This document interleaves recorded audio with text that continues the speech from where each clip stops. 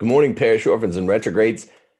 Your own Timothy Gordon here with a fascinating Rule for Retrograde show. And today I have with me one of my old friends, the high priest of anti-Satanism, an old friend of mine from Bakersfield, California. Is your grandma here too? It's Steve Jonathan Rummelsberg, and he's a teacher. He's going to give a talk to us today on the 7 tenets of Satanism. I think he brought his grandma. He's here. He is an ex-Brinkling. No one knows what any of this means, but he's a good old friend of mine before any of you knew who I was. S.J. Rummelsberg, what's up, man? Timothy Gordon, great to see you again. So happy to be here with you. I'm happy to. And my grandma's happy too. I'm Yes. asking her to stay quiet in the background. She'll be feeding me some info here, but you Good. shouldn't notice her. But I'm Good. glad she's here too. Yeah, Steve is much worse at technology than even his own grandma or great grandmother. She had to set me up on the Zoom stuff. I couldn't figure it out. Yeah, I know. She helped us out too when we were getting going here on Rules for Sharply, she's still sharp as a tack. Yeah, well, good for her, and good for you, man. You're looking good. Thank you. You too. You too. Thanks. Well, how many times have you been on Rules for Retrogrades with us? This is my second time only. Oh, I thought you did one in Bakersfield once since I've been here. Whatever the case, it's nice to see you. And this talk that you do, the 7 tenets of the Satanic Temple, you've done for a couple other of our friends here on the radio waves, the Catholic radio waves or internet waves. And it's a great talk. And I wanted you to give it to my audience as well, because this is what I was saying about feminism the other day, what I argued in a book, what's been now canceled in a book. And that's a whole other story. When a rogue ideology is truly pervasive, when it accomplishes its goal, then there's a kind of paradox that comes to pass. And the paradox is that whereas in the 1970s, I forget what it was, 6.5 out of every 10 women identified as a feminist, that number drops as feminism not loses, but as it vindicates its position, as it nests further and further into the host organism, right? So because the view becomes more pervasive and because it becomes more a central fixture in the Overton window, less and less women began in the 80s and 90s and 2000s to describe themselves as feminists. Little did they know that they were. Same pace, all of the rogue ideologies. And Satanism is the exact same. And that's what your talk, I think, evinces, isn't it? Yeah, I'd take it a step further and suggest that maybe this Satanism is the womb in which all these other rogue ideologies gestate. I would say it's more pervasive and less noticeable than even the feminism, because it's the source. It's the source. And the reason I think this talk's important is because most people aren't aware of it. As you said, we don't identify as Satanists, but if we abide in and hold every tenet that the Satanic Temple puts forward, that's a pretty bad sign. It's a really bad sign. Yeah. So maybe we ought to start from the beginning. Yeah, I feel like a lot of people that run a little talk outfit or a podcast will have you on and then we'll say, this seems kind of extreme, doesn't it? But it's less extreme than it seems. And so you're going to walk us through it or whatever. I don't know why they all talk like that. That's a good accent. Yeah. but I'm not even pretending to say that. And because, see, I think, the most literate, smartest, if not necessarily the largest audience out there on Catholic Twitter or Catholic YouTube. These people get what's going on. So they're interested in your talk today without even looking at it and scratching their heads. They're not that dubious. They already know that what's gone on in the American culture over the last decades is by design, and you are going to walk us through it, SJ. Right. And I assume that would be the case. Your audience, yes, very, very bright and already aware. Nothing would surprise them, but mainstream world, it would surprise most to realize that these 7 tenets appear to be so appealing and appear to be so normalized in our culture. It won't surprise your audience, but it may be important for them to be armed with a little deeper understanding of how these have been intricately woven through our kind of societal thoughts by education, by the media, by the politicians, and by the globalist movement. So I think it's really important to kind of be aware that they're out there. Indeed, it's kind of like reading Aristotle. You know that such and thus is true. You don't know why or what its manifold appearances, demonstrations, its ideology is, and that's what you're here to do. So yeah, let's go through these 7. We've got even some slides courtesy of you, Steve, the consummate teacher himself. So just let us know when you want us to move the slide. Will do. Yeah, in a moment, we should talk about one of the programs of the Satanic Temple called After School Satan, as you can see up on that slide there. But let me begin by just saying, I originally made this talk on this topic because a friend of mine, Michael Verlander, saw this article in the National Catholic Register where a soccer mom or some lady who was very distraught after the death of RGB felt like America was going to become a theocracy and that all women's rights to contraception and abortion would be taken away. And she found comfort in the 7 tenets of the Satanic Temple and found many friends there because the 7 tenets really appealed to her. Be fair, we're very close to that. Yeah, we're very close to that. What the hell is she thinking, man? Yeah. If only, bro. If only, right. So a peripheral part of this, when I was learning about the 7 tenets, and we'll talk about those in just a moment, I came across the fact that the Satanic Temple, they have instituted this thing called After School Satan. And they're literally starting after school Satan clubs all over the country. And their target schools are any school that has a good news club, which is a Christian club. They want to institute the After School Satan.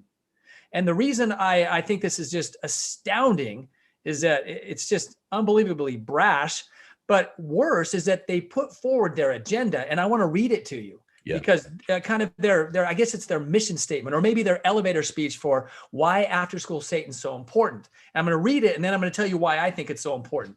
So I want you to read it. Yes. After School Satan, this is a quote. The clubs follow a standard syllabus and strive to provide students with the critical thinking skills necessary to be able to make important life decisions for themselves.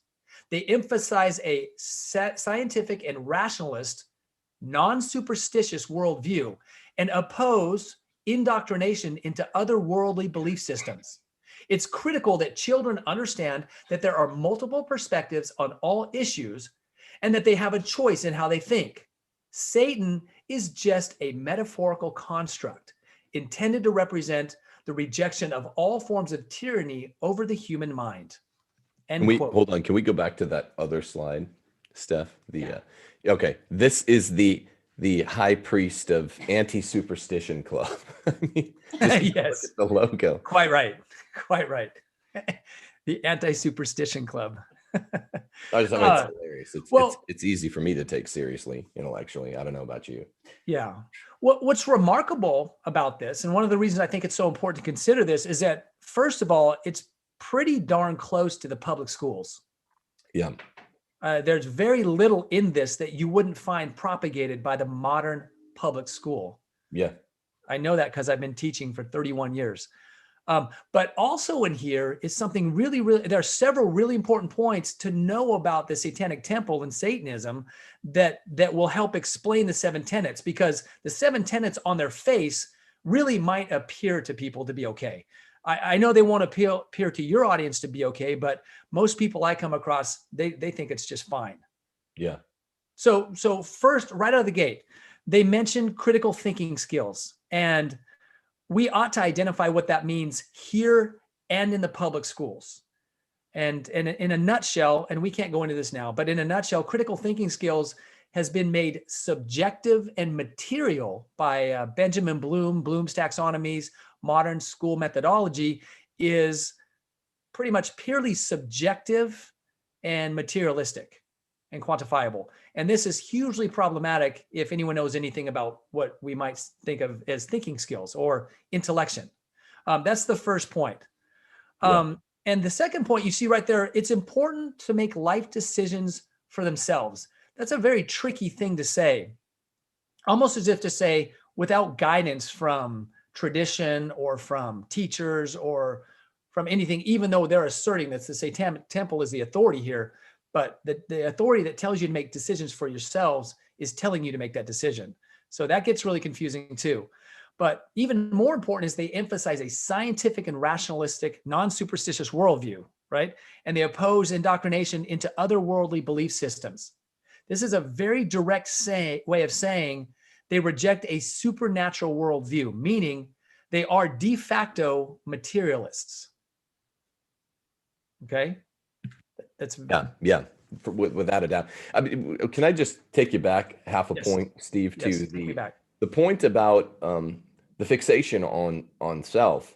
They obviously they're not even individualists in the sense of the like Scottish Enlightenment in its cultural and political economies. So it makes me scratch my head. What are they doing? I think what they're really saying is we want to reject the natural communities of family and church, and local government is easier to buy as natural than like federal government. So reject the natural communities, reject natural obligations, meaning the duties that you and I owe to each other, that we owe to our neighbors, under the state of nature, which is not Lockean, it's not Hobbesian.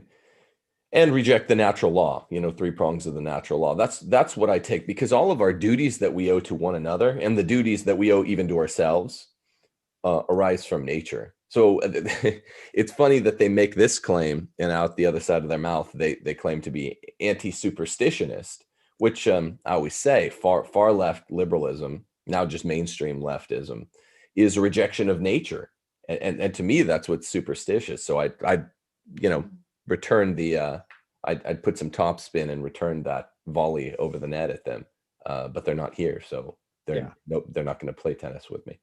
No, but absolutely right though. That's a good volley return, because it's true, and it's more collectivist than anything. Yeah. Materialistic, anti-nature, anti-true virtue, anti-justice. Everything you said is just spot on, but you'd have to know a little bit more about where they're coming from to discern that. And that's one of the objections to making like a drive-by attack on this thing, is that we really do need to go deep into where they're coming from.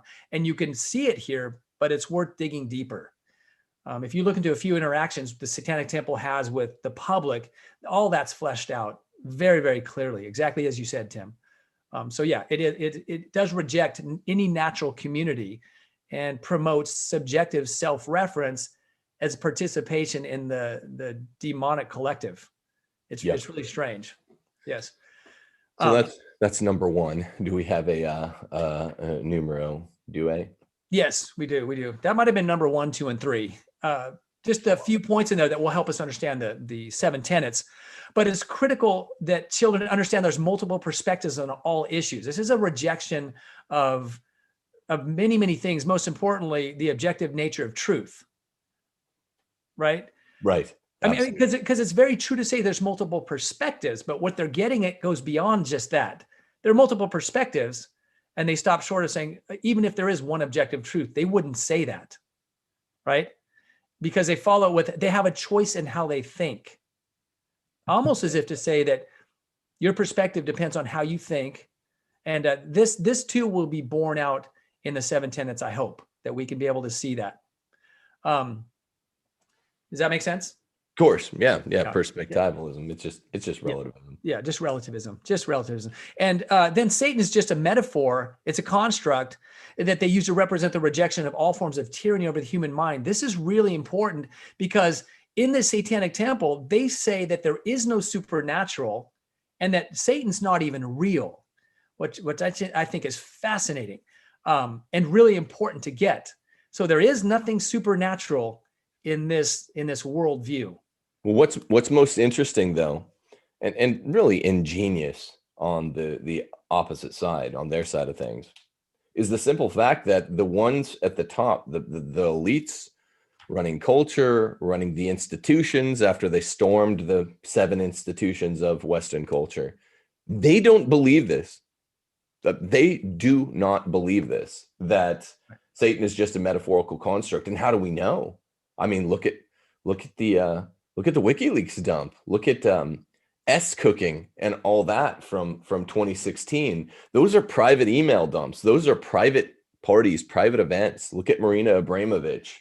She is a special consort to not just stars of stage and screen, but politicians as well. The power dons, the power elites, they are all behind the scenes going to creepy cooking parties and dinners, and which they absolutely would not do if they believed that Satan is just a metaphorical construct. They always use this term construct. I don't know why the left likes it so much, but it's ingenious because they sell this to the masses as like, oh, ha, ha, ha.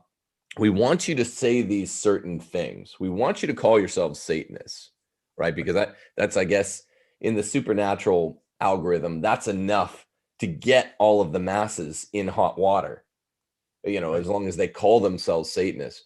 Even if they're kind of doing so on a bill of goods, which says this is just a naturalist philosophy. It's not a supernaturalist philosophy. And the genius, the interlocking of naturalism and evil supernaturalism is the moral code of this I guess it's preternatural satanic philosophy is just naturalism. You are just a glorified meat machine. Glorify yourself, sate all of your desires, do all that. That's enough to make them minions, to enslave them to Satan. And they don't even have to necessarily be worshiping him. They're worshiping him through their naturalism. It's really smart. But my quick point was they know what they're doing. Oh, they know what they're doing. And it's a great selling point. And all Satan needs you to do is worship yourself. And it's a done deal. Yeah. And you're enslaved to all those things. And I think that's the point of it. They can get you to worship yourself and commit to these things on these false pretenses. Our job is to discover if they are false and why they're false. Right. So it's a very, very important point. So we may want to just jump right into looking at each of the seven by looking at them one at a time, I suppose. Yeah, that's and the warning is that they are appealing, and they really do sound good to people. I'm saddened by how many people I pass them by that think they're okay. Can you run through what the seven are? Yeah, sure. Maybe the next slide's a little clearer for the audience, because I just have them out there clearly. To look at them at a glance, you see here, the first one is one should strive to act with compassion and empathy towards all creatures in accordance with reason. Sounds so nice. It does. It sounds really sweet. And yeah, and everybody thinks so. And we'll come back and camp on that. But the second one is the struggle for justice is an ongoing and necessary pursuit that should prevail over laws and institutions. The third one is one's body is inviolable, subject to one's own will alone. And number 4, the freedoms of others should be respected, including the freedom to offend. To willfully and unjustly encroach upon the freedoms of another is to forego one's own. I mean, that's probably the best one if we're right between. It's a mess. It's a mess. The duty to offend. I wish the satanic left that's running things now would remember this one. I mean, yeah, because it's offensive to them that we're even Christians. That's how you make a living. Right. Well, it's a one-way street with these guys, though. I can promise you that. I had a wonderful quote that this LGBTQ guy wrote to the Satanic Temple and said, "Hey, I'm really worried about this. The freedom to offend, I'm offended all the time." And they responded, "Oh, we mean just offend everybody except for LGBTQ and BLM and all those things." It was just an unbelievably it's Snowball and Napoleon stuff. All pigs are equal pigs, except some are more equal than others, right? That's exactly right. That's how they always work. If they actually kind of stuck to their libertarian sounding guns here, wouldn't be Christian, but it would be necessarily, but it would be a lot better if they're just like, look, people are going to offend other people, like deal with it. As long as they're not taking your life, liberty, or property, then they're kind of turning back toward the Scottish Enlightenment with all its foibles. That would be a lot better, but they don't mean that. They don't mean that at all. Not even in the ballpark. It's a one-way street. So one-way street. It's okay to offend Christians, and you ought to be offending Christians. You ought to be poking fun nonstop at Christian things and the Christian God. Don't do this to other religions. Yes. And I think a really interesting point is that when I gave a talk on Matt Fradd's show on this, there were some Satanists that responded, and they were offended. They were upset. Guys. They were truly offended. Oh. And some of the comments are really funny for that reason alone. It's just Yeah. We should find Just- that video at the end of this of those Satanists dancing underneath the bridge.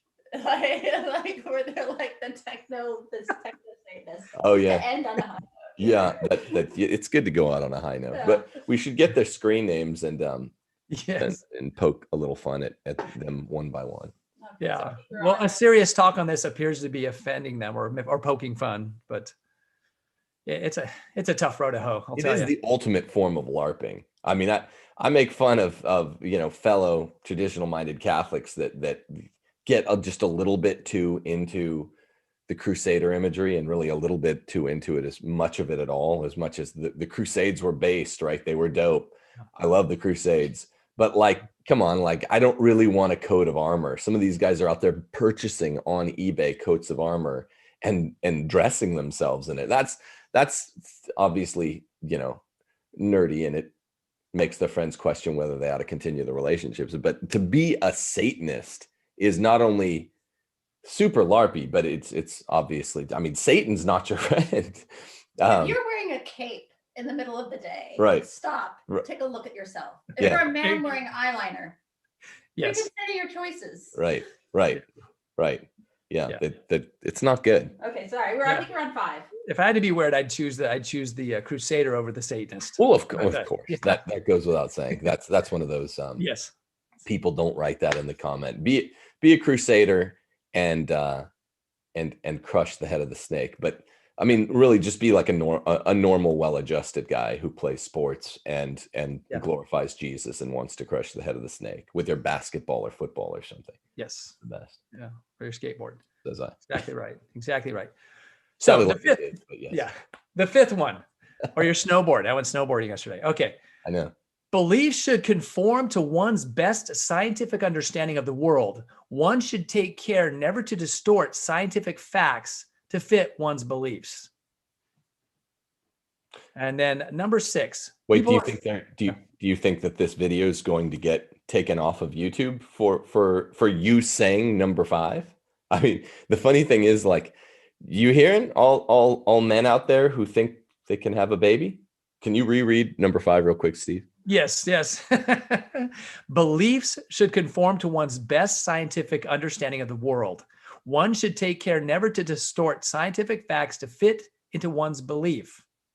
Okay, I'm Wow, just that's thinking. based. I know. That's based. That's pretty based to the Satanists. So you're telling me, Satanists, that men have penises? Because that's what I'm hearing you say, and That's that is a offensive. fact. That's a fact. I'm going to go to Women to- don't. I have to go there. I'm going to take them right back to number 4. I'm offended. Yeah, that's offensive. Yes. Now, I mean, see, the funny thing is, sorry to keep interrupting you, Steve, but No, they I can't appreciate it. even keep up. They're supposed to be like the most cutting edge, scary. We're afraid of them because they're wearing eyeliner or whatever. But and they're trying to be on the ever expanding, the ever moving cutting edge, but they can't. It's 2021, baby. And you know what? Satanists, you're not even cutting edge anymore, because like 3 of your rules would have been canceled by the radical left, who has out expanded you. Like, you know what I mean? Literally, they're not even on the pro science tip anymore. They're like, no, science is, we're now admitting that it's wrong. We always did bad science, where the Enlightenment left. And the Catholic Church always did the good science, which is just catching up a millennium later after the theology. Right. But yeah, even more so, it's become explicit that you're not allowed to stick to science anymore. Think of all of course. them out there that think they want to have babies. It's Of funny course. that these are the rebels. These are the rebels. Like Yeah. maybe Yeah. they should just become Christians, and then they really actually will be the rebels. Right. Yes. That would complete their contradiction. But that's the point here, is that those 3 wouldn't be canceled, because just like the radical left, they use those 3 also as a one-way street. So Right. they buy into they rejected the principle of non-contradiction just so they can say, hey, follow the science. But they never follow the science when it contradicts their ideology. Right. Right? They only do it when a certain statistic or study validates their absurd claim, which is what they mean here as well. So you and Steph are zoning in on the contradictory nature of every single one of these, and hopefully we can flesh that out. I feel like you're marginalizing Steph and I. and Yeah. I don't like it. I'm I will offending you because I put have the freedom, the three, right to do that. I mean, 5. I have the freedom. I have the Yeah. freedom. And but wait, if you encroach upon my freedom to offend you, then you forego your own. So I can offend you anyway, right? Yeah, we're Wait, gonna have and then to you're recheck the rules. Yeah, we're gonna have to reread that later and then go over yeah. Okay, number 6. People are fallible. If one makes a mistake, one should do one's best to rectify it and resolve any harm that might have been caused. That's actually really That seems like something that doesn't seem like something Satan likes, which is funny. I mean, Rectify any harm that might have been caused? yeah, Satan's a lot more polite than the according to these rules than the biblical say. It's like Satan's like, if you bully someone on the playground, you help them up and you give them your lunch for the next 5 days. Like I don't. No, this is the ground of cancel culture right here. Because when you say, what have you done? What's the mistake? It's arbitrary at the hands of the Satanists. They'll say, oh, you've offended me. And you have to make up for it.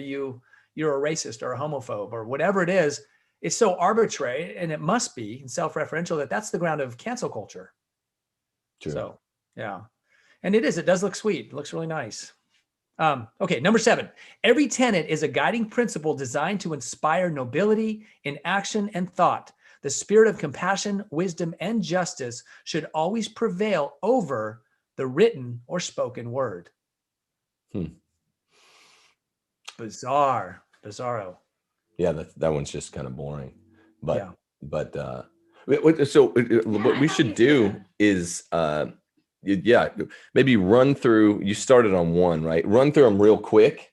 Say a few more words.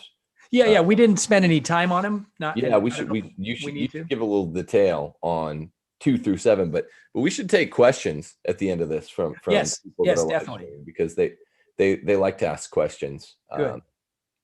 All right, so yeah, let's. But wait, don't jump to 2. Look at number 1 because that's the most appealing. That's the one that makes the most sense to people because, in a certain sense, it's appropriate to have compassion and empathy towards maybe not all creatures, but towards creatures in accordance with reason.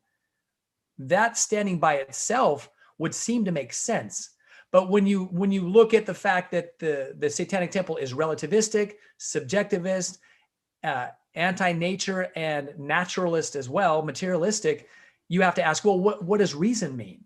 And if it's subjective, arbitrary, relativistic reason, then that doesn't make any sense. And plus, compassion and empathy aren't the highest things. Truth and charity are. Right. So that's not apparently problematic for most people because taken on its face, people are okay with that, especially with the modern move to make empathy the highest virtue of the history of mankind. Yeah, unless you're talking about logos, Christ-centered, rational empathy. Empathy actually contradicts the naturalism they're talking about in some of the lower rules. Unless you have Christ, who is, truth embodied, then there's no proper hermeneutic for what empathy requires. And by that, I just mean like, oh, do I give myself nonstop? How many times can I martyr myself? Even the greatest men, the greatest saints, were only allowed to martyr themselves once, right? It's not like you can do it. A bee can only sting one time.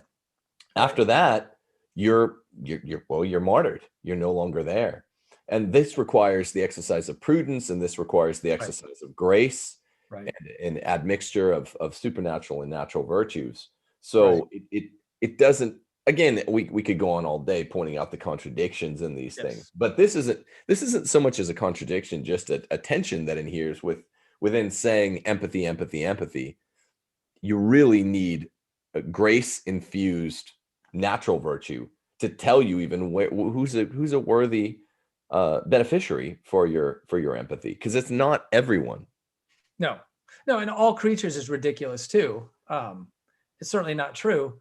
But empathy alone, but empathy, as you called it, rational empathy, but that means you include intellection, like you said, prudence and virtue and grace and all that. But empathy is sort of a subset of the irascible passion of sadness, the capacity to be sad for another. It's not a high thing to begin with. Compassion's higher, but charity is infinitely higher still. And just to make that point, we don't need to belabor it. But we should be really careful about how we look at these things. So, Cool. yes. So moving on to the struggle for justice. Justice is a key social virtue. And so bringing it up is interesting, but that it should prevail over laws and institutions, that's the caveat, right?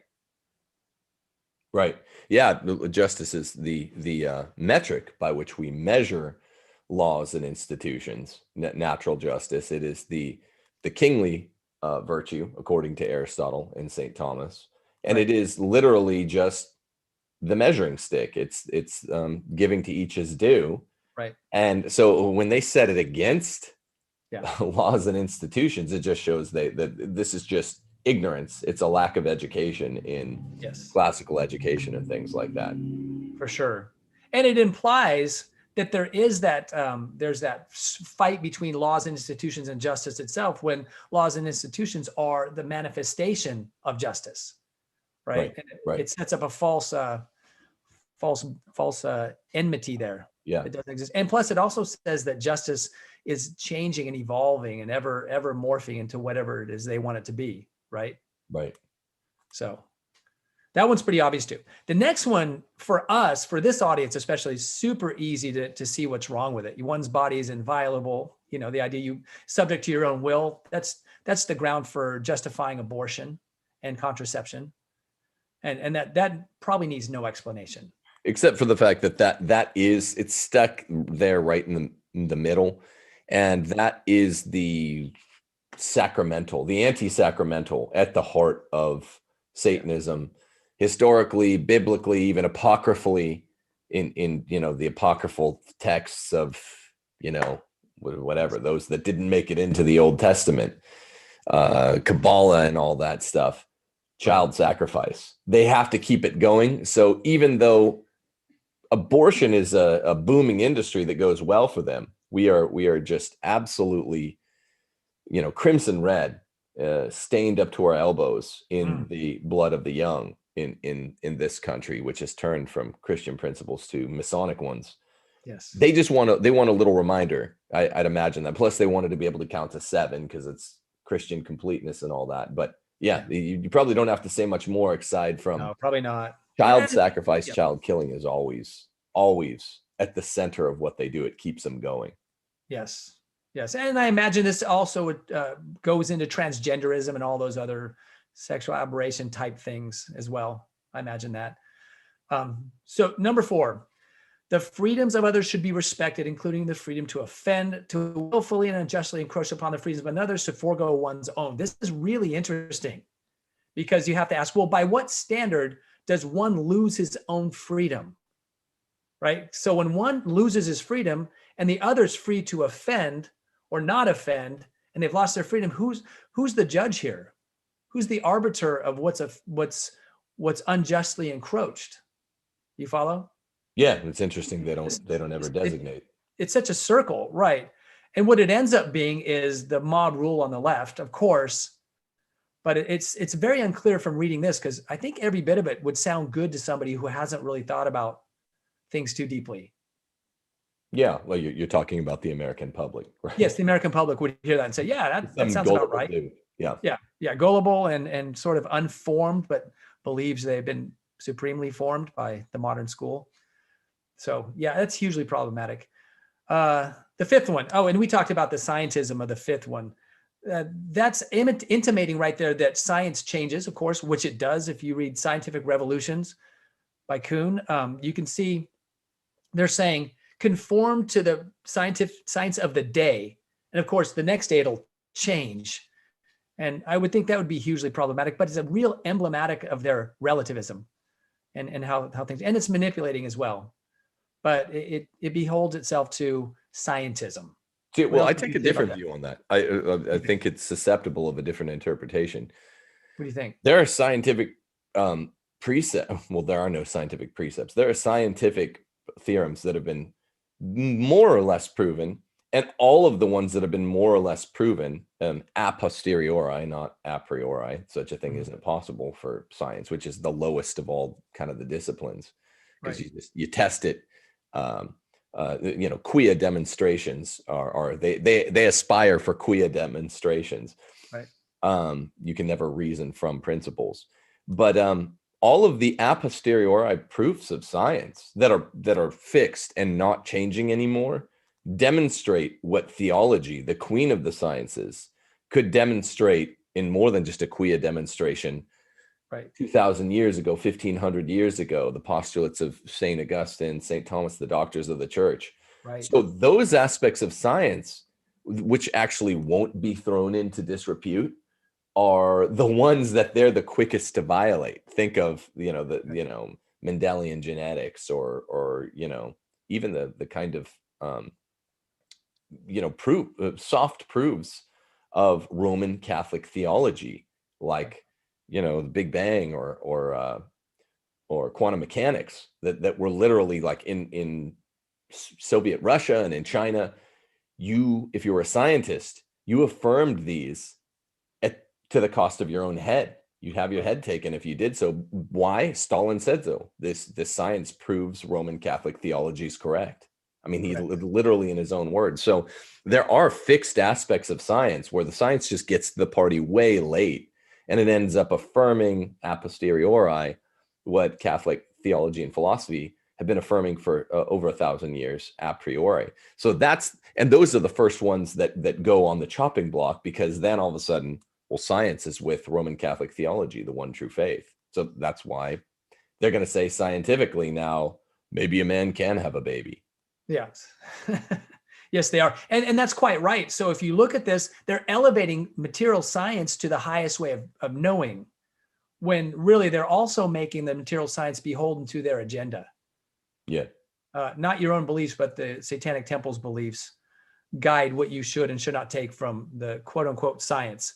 But yeah, very, very dangerous inversion of the sciences. Philosophy and theology are not considerations in these tenets, right?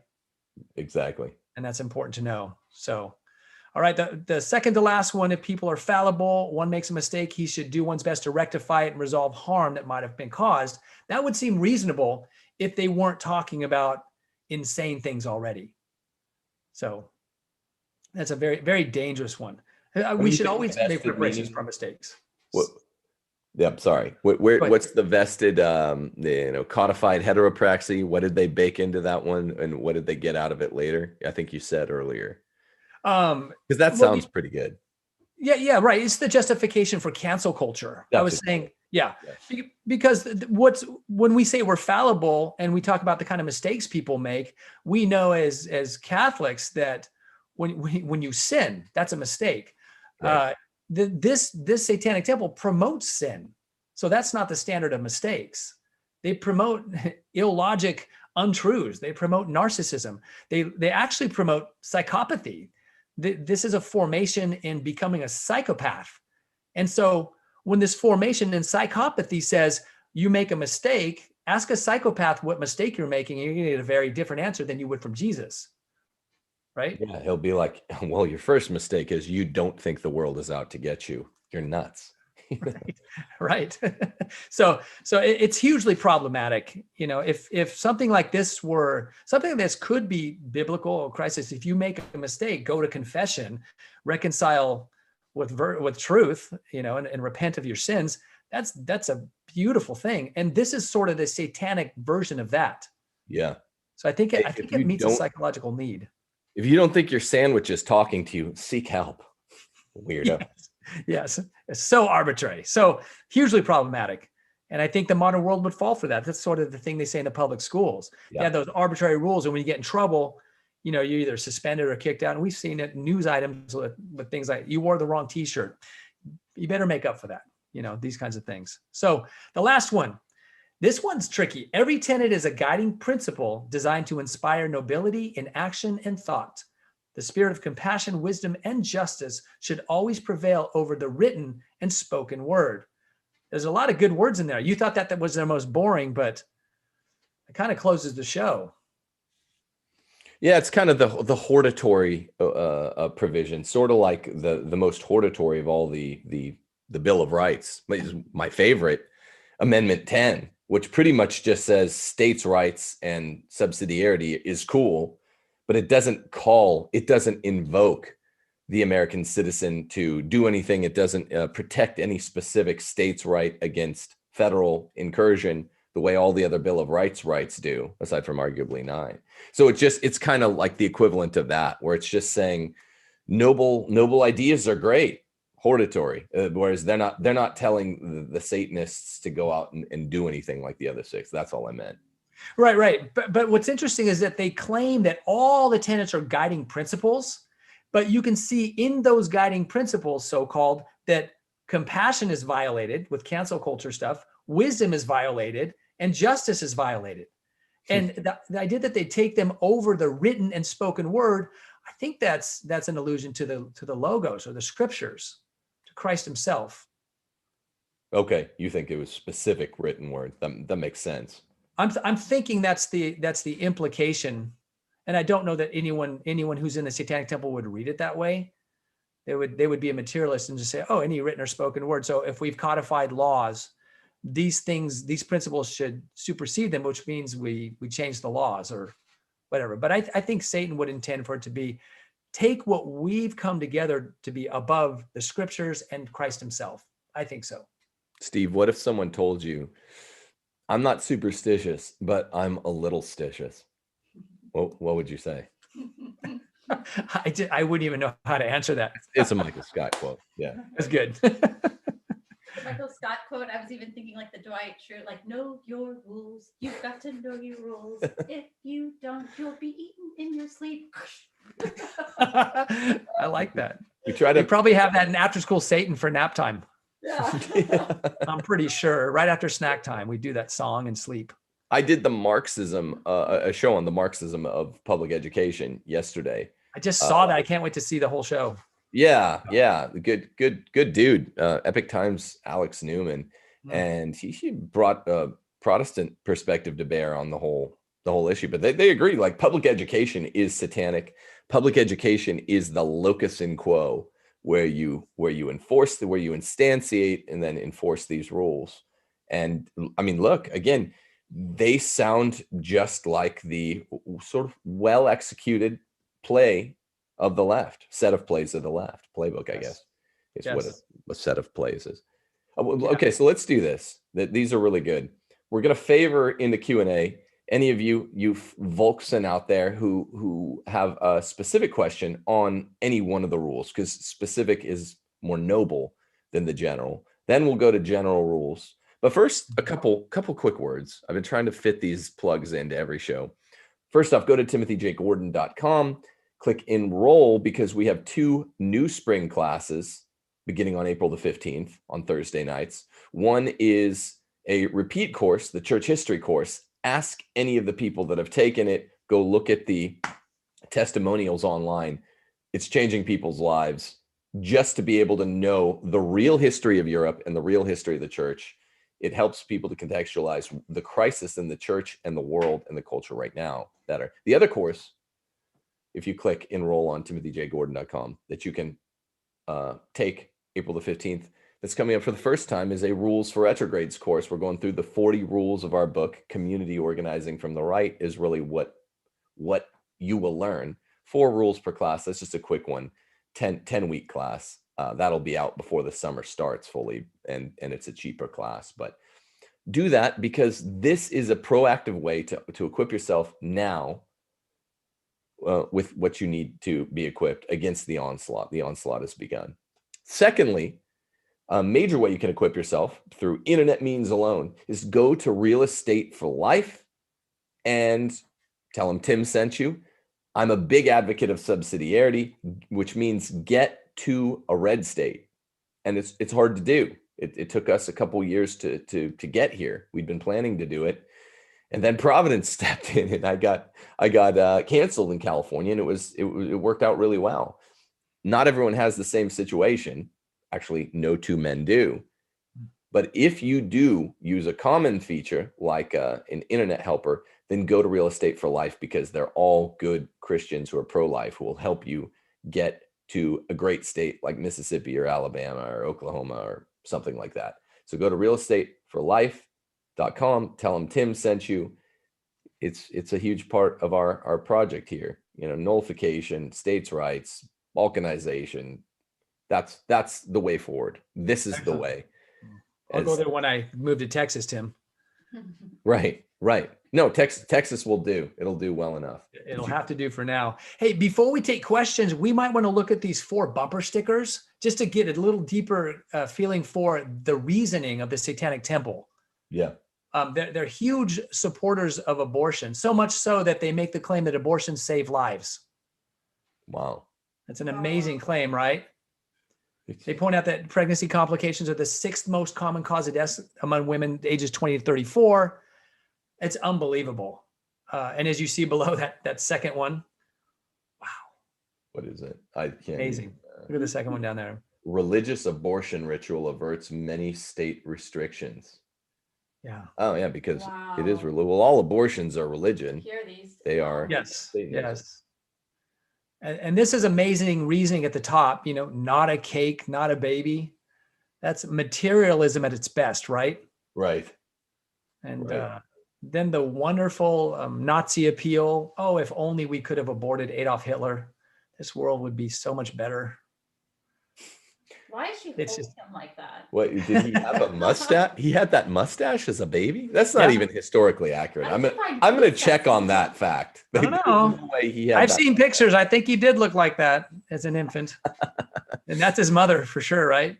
That's absolutely his mother. But he Wishing did not she could come have out of the aborted womb him. in those boots. I'm going to. I would bet against odds on It's that. an old baby. The science will tell. We'll see what the science says. Yeah, exactly. That's what kind of person? I mean, even among the Satanists out there, if you're a Satanist, write in to tell us, would you even don that 4th bumper sticker proudly on your Subaru or whatever? That's just weird. So I'm curious if any Satanists are watching, why would you even be attracted to that 4th bumper sticker? All of them are vile, but the 4th one's particularly silly because I don't think Hitler looked like that as a baby. I'm gonna check. I need a fact checker here on Rules for Retrograde. Remember, people, click like, subscribe, and get notified when upcoming shows are ready to roll. And you really have to click notify if you're going to click like or subscribe, because you need to know when we're coming out with other top quality content. Right. So do we have any questions? I think people will be writing some in there. We're waiting for that. In the meanwhile, Steve, what do you make of my claim about public education and the fact that it's these rules, the 7, are unrecognizable because they've been baked into the cake and they don't even sound accordingly as if they're doing anything. It doesn't even sound like an attack plan because the attack plan is already effectuated. Yeah, no, it's been decades and generations since these have been baked in, and some of them you might find verbatim. Some of these are, I mean, I think they're spoken by many teachers, but they are baked into all the curriculum and all the standards and pedagogy that the modern school uses. So yeah, there's no doubt about it. I don't have the words to describe how horrendous I believe the modern public school is. Yeah. In a real sense, you have a lot of nice people that go into education, a lot of nice teachers, but theoretically, I just don't see much of an upside. When I taught at a public school one year, I hated everyone. I hated them and they hated me. And I was like, I need to just go teach at even big business Catholic school. And that was so much better.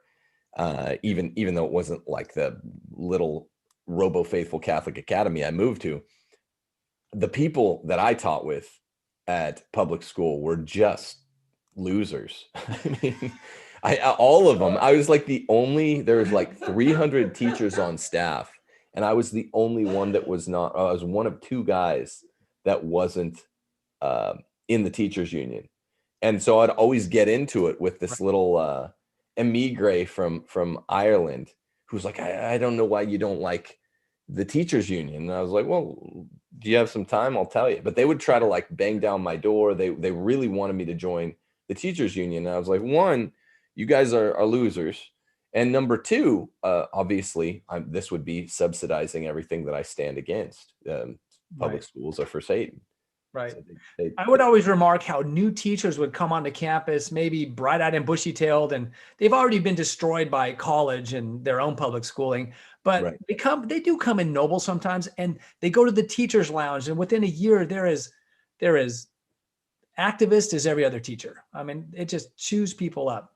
But who hangs Assimilates out them at very the quickly. teachers? The teachers' lounge is it's always for like the lamest, chubbiest teachers that are in there that don't really have anything going on in their private life. I've never, ever, ever hung out in the teachers' lounge, and I've always only seen the kind of the lame wads. It's interesting when you teach high school that the dynamic between and among the teachers assumes a kind of layer cake, the way that the high school substrata of social groups does. And it was always the lame wads that hung out in the faculty lounge, and it was always kind of the hangers-on leftists, not the cooler teachers, but like the ones that are just in there swapping gossip. It was always really funny because we'd always laugh at the teachers that hung out in the teachers' lounge.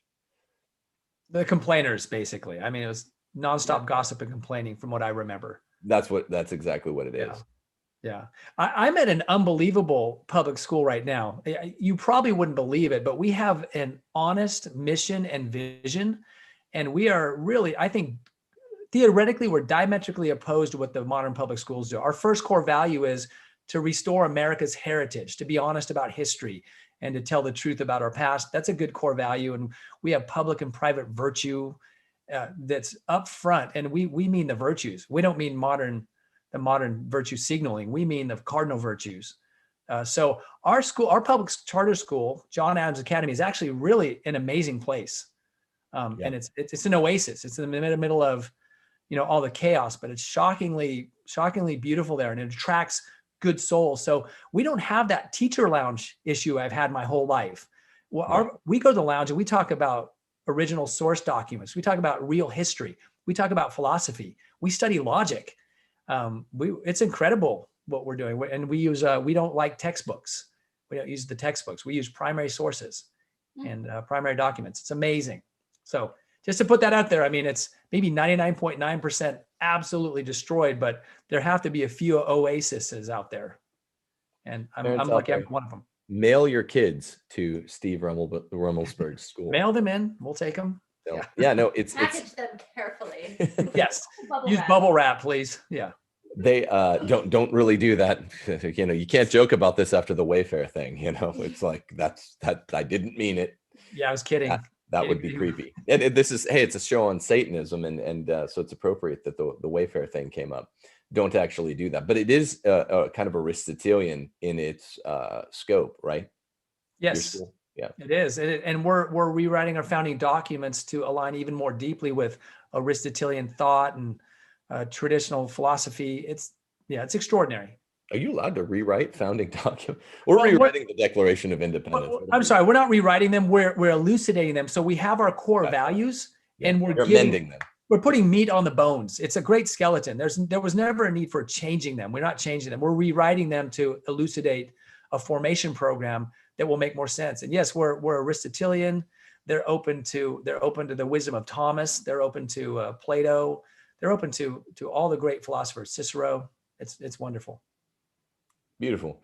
Well, so on the opposite of wonderful and beautiful is this satanic dance party that I just like. What I like to do here is a major part of Rules for Retrogrades is mockery, to show that the other side, who does so much mockery of us, we have Latin chant, we have the sacraments, we have the God man.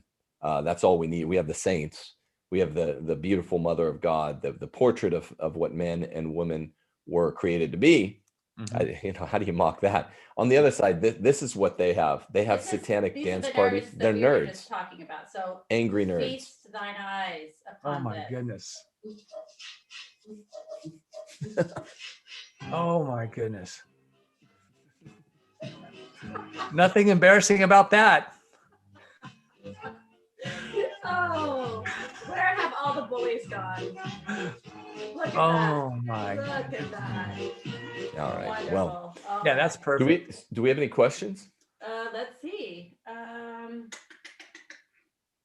Somebody wanted Steve to go and talk about the bust on the back. on the back Oh. of his shelf there, who you have back there on your Okay. shelf. That's great. I have, well, yes, that's Hades with Cerberus right there.